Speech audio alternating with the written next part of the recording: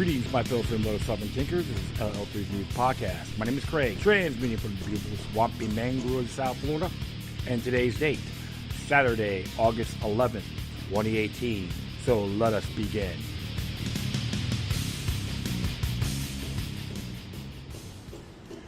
Ow! All right. Hopefully everyone having a good weekend to start.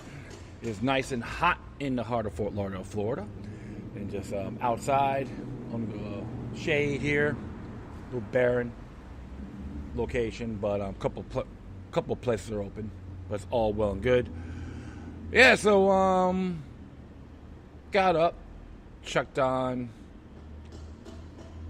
Instagram. I don't know why, I just came out of the woodworks, and one of my brothers from New York talked about the Monsanto verdict. I'm like, really? So looked into it, and I gotta say, I am very damn pleased. I am going to be talking about that and a couple other things. Before I do, I know I did share something about Jason Kessler on American Free Press interview he had on the Unite the Right. And like I said before, there were too many infiltrators, provocateurs involved. And you guys, the lamestream media, garbage media, wants to say a white supremacist rally, including Russia Today. And I'm very disappointed. That's why I don't really take these networks for granted.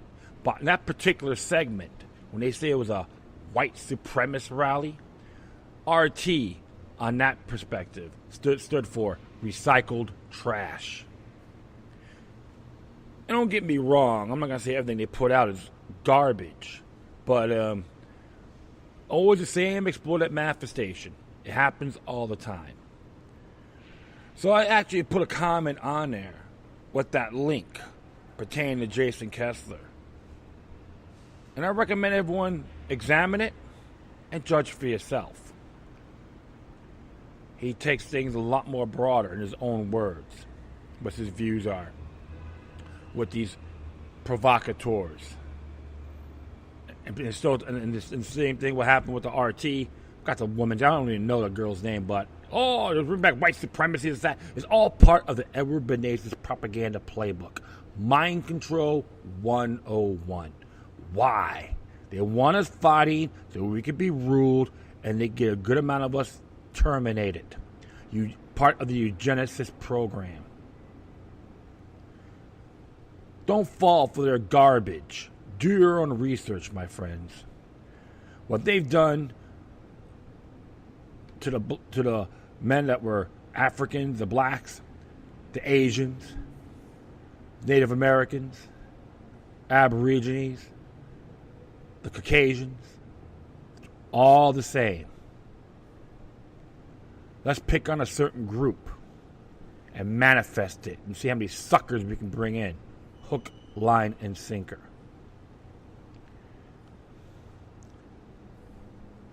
If you're going to fall for that, then you're punked, duped, in other words, swindled.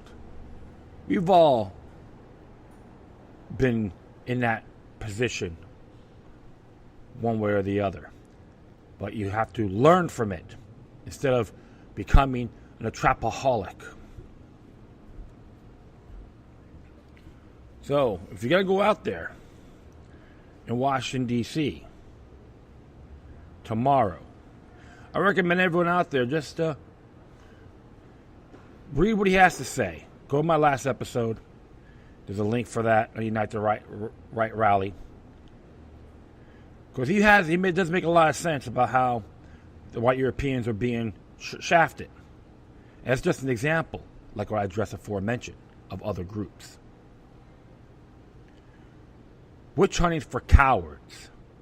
Don't be a her conformist. Be your own leader.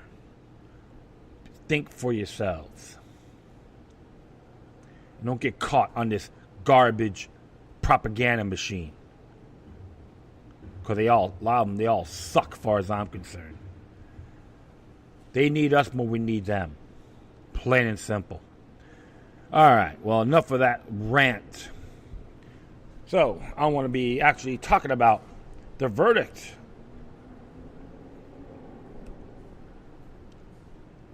that occurred. And it's pretty damn cool, I would say.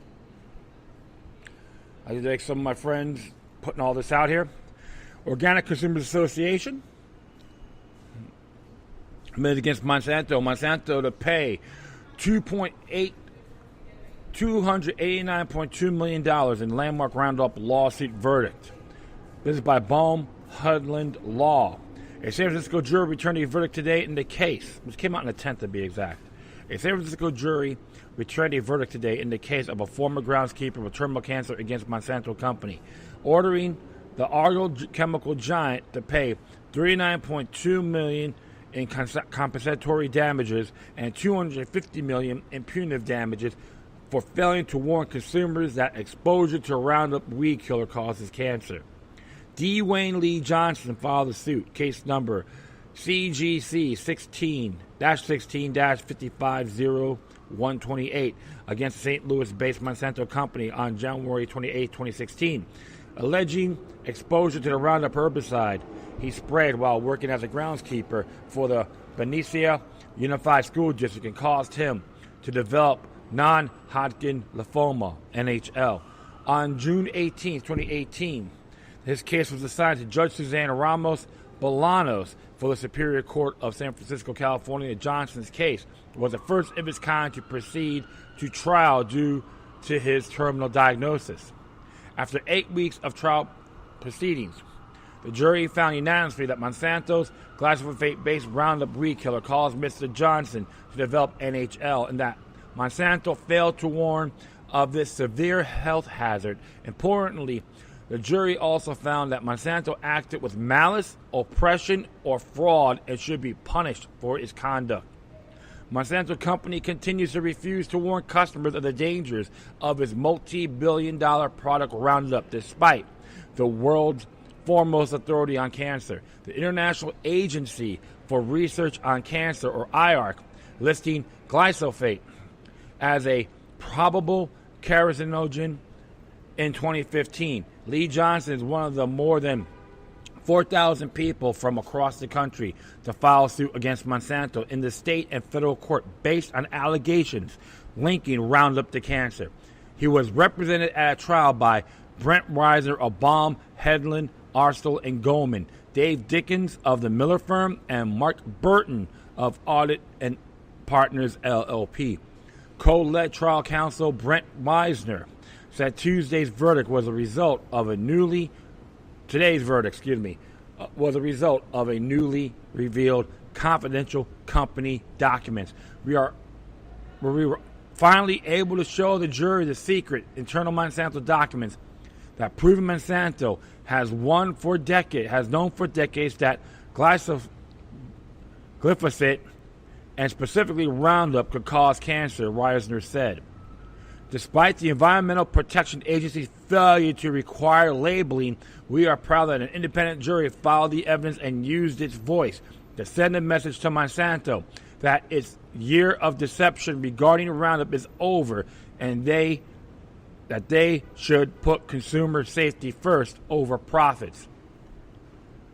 Okay, Environmental Protection Agency's failure to require labeling. And everyone's complaining about Donald Trump maybe cutting back on the EPA. I wonder why. And I'm not a Trump worshiper either, so don't even go there, my friends. Many of you that hear my show know that. But others that are first-timers, don't assume. You'll be stepping on your own bear trap. But I will proceed. For years, Monsanto has claimed that there is no evidence that Roundup causes cancer, and yet a mountain of testimony and documents was admitted during the trial. Johnson's attorneys proved through testimony from Monsanto's witnesses that company employees ghost wrote scientific articles and paid outside scientists to publish the articles in their name. Internal documents reveal that a scientific advisor hired by Monsanto told the company that past testing for Roundup was insufficient because glyphosate, the active ingredient in Roundup, was tested in isolation without other chemical ingredients that make up the Roundup formulation. Many of these confidential Monsanto documents were unsealed for the first time. Co-led counsel David Dickens said they show that Monsanto knew that its testing was insufficient and that there was a synergistic effect when glyphosate is combined with surfactants and help the glyphosate penetrate both plant and animal cell walls.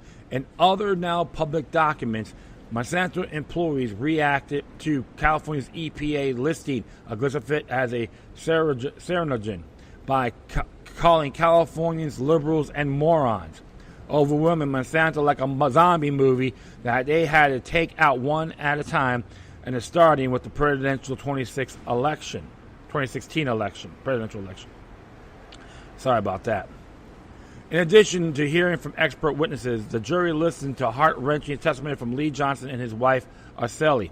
Araceli recalled for the jury that many sleepless nights Lee spent crying in bed when his children were not around. He tried to hide it, and I think he tried to show that he was strong, she said. He tried to be positive. He wanted to be for us and the kids. After her husband began chemotherapy, Araceli took a second job working 14 hours a day to help pay the family rising medical bills while still driving her two sons at a extra 45 minutes to Napa Valley School District in hope for providing them better educational opportunities. When Lee took the stand, he told the jury how scared and confused he was after receiving the news that he had cancer. He also described the time he contacted Monsanto to see if the skin lesions he developed was related to the use of Roundup.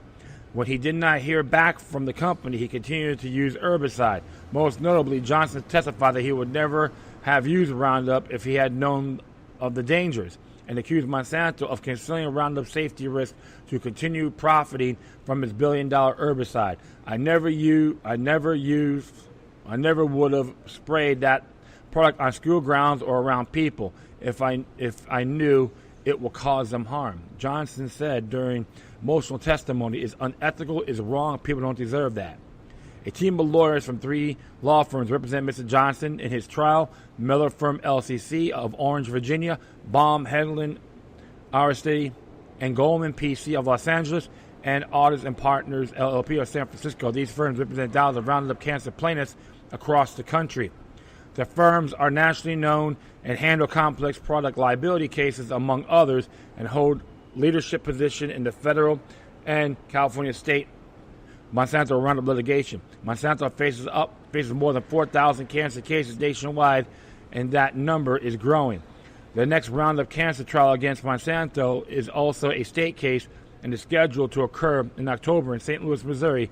Now the judge in the federal multi-district litigation based in the U.S. District Court for the Northern District of California, San Francisco, has accepted several of the plaintiffs' experts to testify. Trial dates for the federal bellwether cases should be announced in the next couple of months.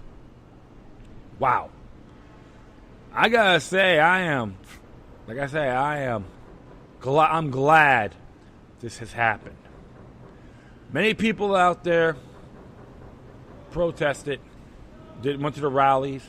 I did one in Miami a few years ago about this, and it was really hearing people's sides of the story, and it was a good vibe. Some people may not like it, but it was a positive environment.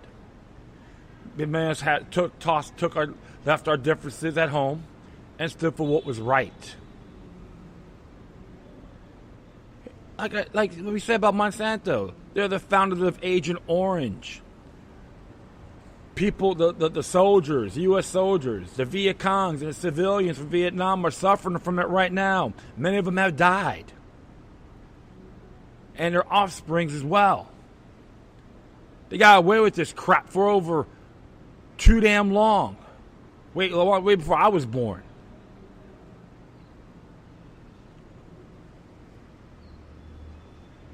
Yeah, I'm glad these sons of bitches got what they deserve. And possibly I may be expecting a appeal for this case to trim it down. And maybe expecting all these two to have settlements, quick settlements. I say, get them. Expose who for what they are. Vultures. Corporatism at its finest. I can thank pay homage to all those folks out there, activists, alternative media, for putting this into the light. They call us conspiracy theorists. This is not a theory anymore, but a damn fact. And the walls are cracking around them. Monsanto Bayer AG is just an example. Many others are going to be exposed and be stripped naked real soon when we least expect it.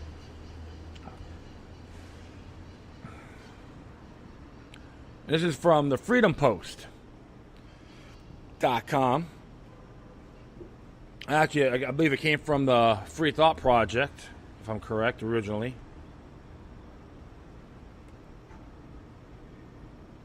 If I'm correct, the Free Thought Project, right? Yeah, the Free Thought Project originally, but it was reposted on Freedom Outpost. Good site, at least they share multiple information. And we'll just check what he had to say here. Matt Agaris says here, the landmark Monsanto verdict may not have been possible without activism and alternative media. Had activists and alternative media not tirelessly fought to get the damning information out that showed the harmful effects of Monsanto, Friday's verdict may not have been possible. On Friday, a landmark case against Monsanto's Roundup recall concluded in San Francisco, in which a jury awarded $289 million in damages to a former school groundskeeper, D. Wayne Johnson, concluding that Roundup gave him terminal cancer. Naturally, Monsanto announced that they're going to appeal this case. I'm not surprised. However, what this case illustrates is a massive shift in the tide against the chemical behemoth. Had Johnson attempted this lawsuit just 3 years ago, he would have likely been laughed out of the courtroom. Thanks to relentless independent investigations and independent media, however, this is all changing. If you get all your news from mainstream media and cable TV infotainment, then you're probably unaware that glyphosate, the active ingredient in the Roundup herbicide, has been linked to cancer. The World Health Organization stated in March 2015 that glyphosate is a probable carcinogen, and California labeled it as such. However, the mainstream media chose not to heavily report this information. Thanks to those of us in the alternative and independent media, this information got out. Groups like March Against Monsanto played a key role in presenting this information to the masses, organizing events, pushing to break through the mainstream narrative. The MSN addict will also be unaware that long-term exposure to glyphosate, even tiny amounts deemed safe by the Environmental Protection Agency, can lead to liver and kidney damages.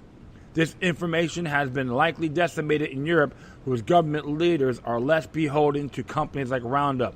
The safe level of glyphosate for U.S. drinking water was set at 0.07 undergrams per liter in 1994, and that has not been revised despite studies over the years showing glyphosate's toxicity. For comparison, European Union safe glyphosate level for drinking water is 0.1 undergram per liter. Several countries have banned or restricted the herbicide use, and other leading nations are considering legislative bans. Nowhere is glyphosate more prevalent than in the U.S., which uses 20% of the world's Roundup, or more than 280 million pounds per year. Why the hell these people still have it, I don't know. These incredible figures have to do with the fact that Monsanto's GMO Roundup Ready brands now comprise most of them on the corn and soybean crops grown in the U.S. This has brought staggering profits to the multinational corporation that now controls vast swathes of the global food supply. And more, as more research is carried out, we are finding that glyphosate is far more toxic than its maker, Monsanto, along with corrupt federal agencies that led us to believe. What's more, this grand deception has been confirmed. 40 years ago, the biotech giant began its own research on glyphosate, and these studies were unearthed in 2015. The documents reveal that Monsanto always knew about the human health hazards of glyphosate. There is now enormous cache of evidence of evidence on both scientific and legal grounds that Monsanto, in fact, conducted numerous studies in 1970s and 1980s on glyphosate toxicity and health risk, and internationally sealed this research from independent and public review and scrutiny. Equally astonishing is the fact that the body of research was given to EPA, who hid it from the public at Monsanto demand on the basis of proprietary trade secrets. Internal companies documents revealed in 2015 that Monsanto has tested Roundup for potential toxicity for years, but used the guise of proprietary information to force the Environmental Protection Agency into sealing those records. They knew it was dangerous, but deliberately covered up their findings and brought the product to market anyway. Independent research scientist Anthony Samzel obtained the documents through the senator's office after having his Freedom of Information Act request successfully thwarted for years. As he described, for the information found in those documents, Monsanto misrepresented the data and deliberately covered up the data to bring glyphosate to the market. Indeed, it has been Monsanto-owned, skewed, and faulty research on glyphosate that has allowed its approval for use on food crops by the FDA and the EPA. Okay? Look, I said before, to all you folks that believe the government knows best, get that garbage out of your brain. I'm going to continue on here. Monsanto body of falsified research and its willful poisoning of the human population on the altar of profit are tantamount to crimes against humanity. Now, thanks to the tireless efforts of those not beholding to the industry, these crimes may finally be exposed. And damn right it should. And let these SOBs go to jail, as far as I'm concerned, through judicial due process.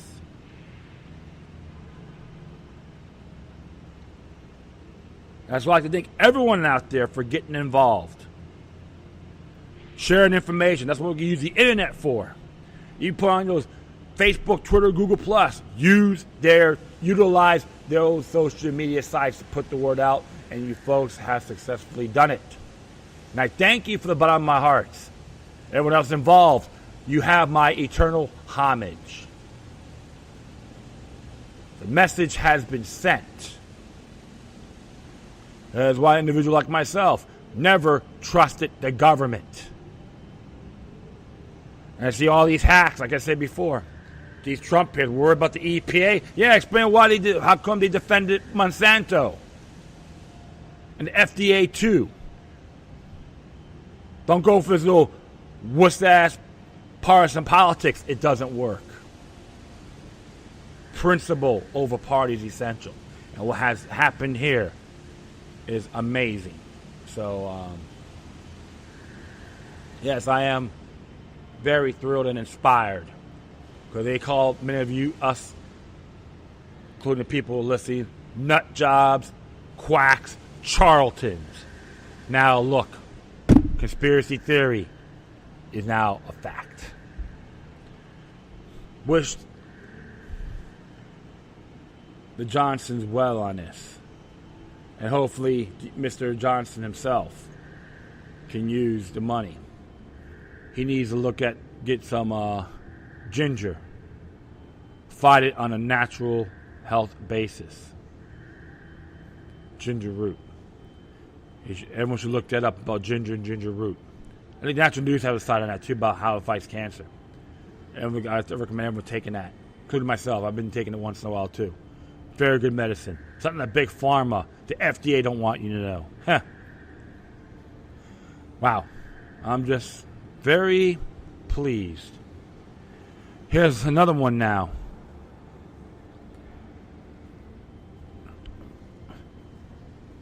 From Tim Brown of Freedom Outpost. It says here, acquitted Bundy defendants file $60 million lawsuit against corrupt prosecutors, FBI, and BLM. Yeah, I call them prosecutors. So, there's one of these areas here where he has to say, let's see if the government is willing to settle this to keep it from further embarrassing itself and robbing the people of their money to cover for their lawless actions. They're probably in bed with Monsanto, or other words, Bear AG as well. There is good news today, which came out yesterday. There is good news today, though it would only be sweeter if the individuals who engage in the lawlessness that they engage in were actually held accountable rather than the taxpayers they are supposed to serve. Nevertheless, a $60 million lawsuit was filed on behalf of two men who faced multiple charges in the 2014 ranch protest against federal lawlessness in 2014. Both Rick Lovelian and Stephen Stewart are being represented by attorney Larry Klayman, who is representing rancher Cliven Bundy in his fight against the Justice Department as they seek to overturn the dismissal of his trial and retry him again.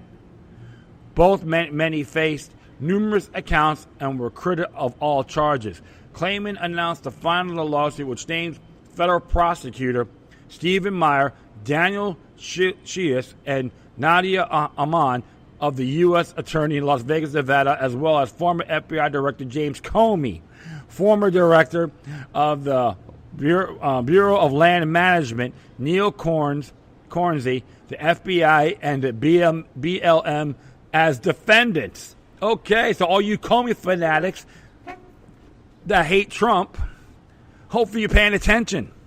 It's a lot bigger than what it is. Others that are named in the suit are Dan Love, Joe Willis, former Clark County Sheriff Doug Glipps, and current Clark County Sheriff Joe Lombardo, and the Clark County Sheriff's Office. Joe Blow Lombardo, another federalized sheriff, member of Homeland Security. I remember that. Oh, yeah. Look it up. Look up his name. I'm not lying. The men claim that those involved sought to entrap them and then manufacture and use false evidence to indict them. We know for sure that the DOJ withheld exculpatory evidence in their trials, too, as evidenced by Judge Gloria Navarro's ruling to dismiss with prejudice the last Bundy Ranch trial due to multiple Brady violations on behalf of the prosecution. That wasn't the prosecutor's first time engaging in such crimes. The politically motivated malicious prosecutions against my clients and resulting cover-up, which also includes Cliven Bundy and his sons, violated every norm of due process and equal justice, said Klayman. I am confident that the defendants will be made to pay dearly by the jury. This punishment will help deter government prosecutorial misconduct, which has now been sanctioned even by our current Attorney General. According to a press release by Klayman, Lovian and Stewart were charged of allegedly conspiring with Cliven Bundy and his sons to threaten federal agents at gunpoint during the armed standoff.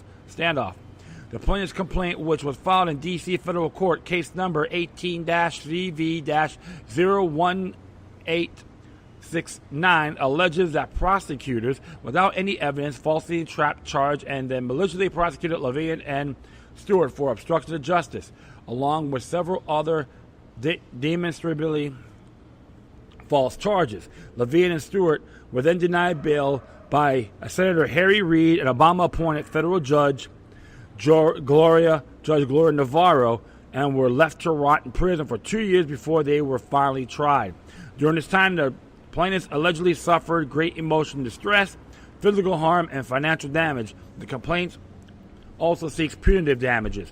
The jury ultimately acquitted both Levine and Stewart based on complete lack of any evidence that they had committed any crime, much as less conspired with Cliven Bundy and his sons. Later, at a subsequent trial of the Cliven Bundy and his sons, which not coincidentally resulted in the dismissal for their indictment, it was also revealed that the prosecutors had hidden exploratory evidence and their witnesses from the FBI and BLM had lied under oath both at the Levine and Stewart trial and the Bundy's trial. Judge Navarro was thus forced to dismiss the supersedious indictments against the Bundys. To this date, Attorney General Sessions has protected his prosecutors and taken no action to even discipline them. Recently, Sessions outrageously authorized them to appeal the Bundy dismissal.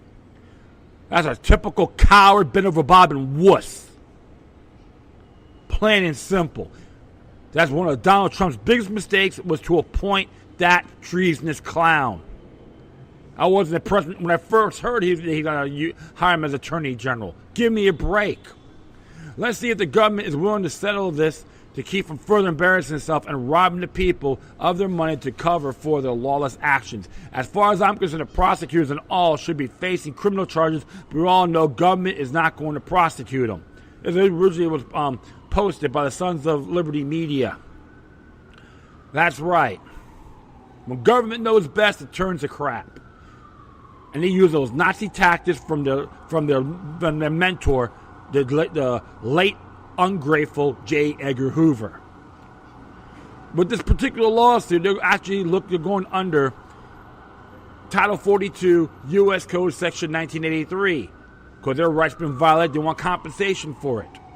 You can look it up. Just look up Title 42 U.S. Code Section 1983.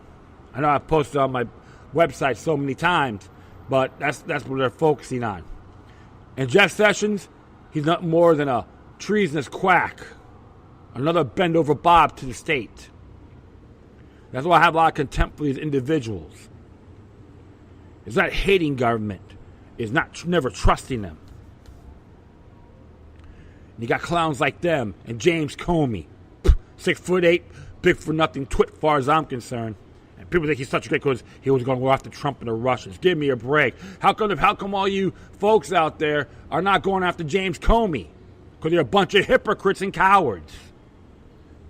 The mainstream media is not talking about it because they're a bunch of wusses, plain and simple. Totally unacceptable. That's why they're losing the information war. That's the reason why they want to have these purges on the mainstream social media sites. Because the truth is coming out. People are learning. Not a big majority, but things are happening. They don't want people to unite. They want us divided and treat us like garbage, just like these parasites.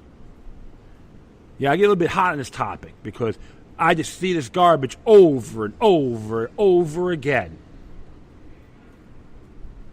I know one thing, if they'll go to a real hardcore prison, they're not going to be welcome open arms, I guarantee you that. I'm not wishing these people any ill, but they need to be justified.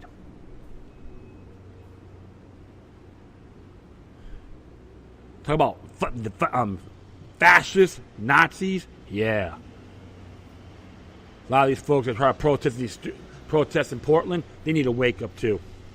A lot bigger than what it is. And hope justice for these individuals, for standing for what's right. So you got people in this group like criminals. They love dishing out, but they hate receiving. And Sessions should have had them prosecuted. Grand juries, and make their own decisions on what to do with them. All right, next one here. Be the last one to be very frank. If I'm correct, this is from Free Thought Project again. Let me see here. Yeah, Free Thought Project, but it's off of Freedom Post. All three sites are from Freedom Post, but except for the first one. It says here, man acquitted after shooting at a police officer because the cop shot first for no reason. By Matt Agaris. After police officer began shooting at two brothers outside of a nightclub for no reason, they were both charged for defending themselves. However, thanks to a video, the charges were dropped. This happened in Akron, Ohio.